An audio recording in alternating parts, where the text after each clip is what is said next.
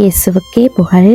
இயேசுவில் பிரியமானவர்களே, இன்று நம் ஆண்டவர் திருப்பாடல் 31 அதிகாரம் 19 வசனத்தினூடாக இவ்வாறு நம்மோடு பேசுகின்றார்.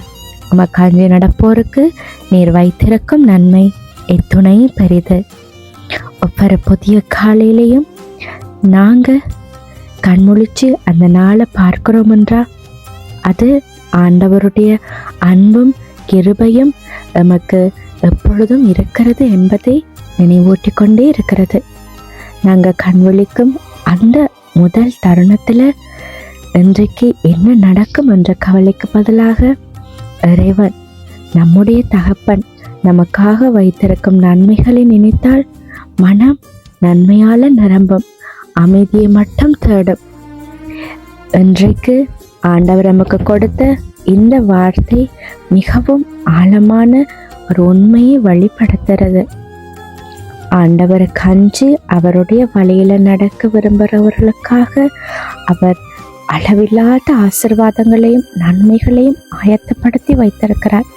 பல நேரங்களில் அந்த நன்மைகள் உடனடியாக எங்களுடைய கண்களுக்கு தெரியாமல் இருக்கலாம். ஆனால் ஆண்டவரின் திட்டங்கள் எப்போதும் எங்களுடைய சிந்தனையை விட உயர்ந்தது. அவருடைய நேரமும் வழியும் சிறந்தது. இந்த காலையில் நாங்கள் எங்களை சற்று ஆராய்ந்து பார்ப்போமா? நான் இன்று என்னுடைய வாழ்க்கையை ஆண்டவருடைய கரங்களில் ஒப்படைத்திருக்கிறேனா என்று. மனுஷர்கள் தரும் பாதுகாப்பு தற்காலிகமானது, ஆனால் இறைவன் தரும் பாதுகாப்பும் நன்மையும் அது என்றும் நிலையானது. அவர் வைத்திருக்கும் ஆசீர்வாதங்கள் பொருளாதார வளங்களாக மட்டுமல்ல, மன அமைதி, ஞானம், தைரியம், நல்ல உறவுகள் மற்றும் அவரது சந்நிதியின் மகிழ்ச்சி ஆகியவையாகவும் நமக்கு இருக்கிறது. இன்றைய நாளில் நாங்கள் எதிர்கொள்ளும் சவால்கள் எதுவாக இருந்தாலும் சரி, ஆண்டவர் நமக்காக நன்மையை சேமித்து வைத்திருக்கிறார் என்ற நம்பிக்கையோடு முன்னேறுவோம். எங்களுடைய பார்வை பிரச்சனைகளின் மேல் அல்ல, வாக்குத்தத்தங்களின் மேல் இருக்கட்டும். அப்போது கவலைகளுக்கு பதிலாக சமாதானமும், பயத்துக்கு பதிலாக நம்பிக்கையும் நம் இதயத்தில் பெருகும். கண்களை மூடி ஆண்டவர்கிட்ட ஒப்பு கொடுப்போமா?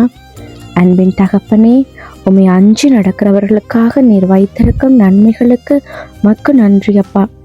இந்த புதிய நாளில் எங்களுடைய எண்ணங்கள், வார்த்தைகள் மற்றும் செயல்கள் அனைத்தும் உமக்கு பிரியமானவையாக இருக்க எங்களுக்கு கிருபை புரியும். உமது நன்மையும் கிருபையும் நம்பி என்றும் நாங்கள் உங்களுடைய வழியில் நடக்க எங்களுக்கு உதவி செய்யும் தகப்பனே. ஆமேன்.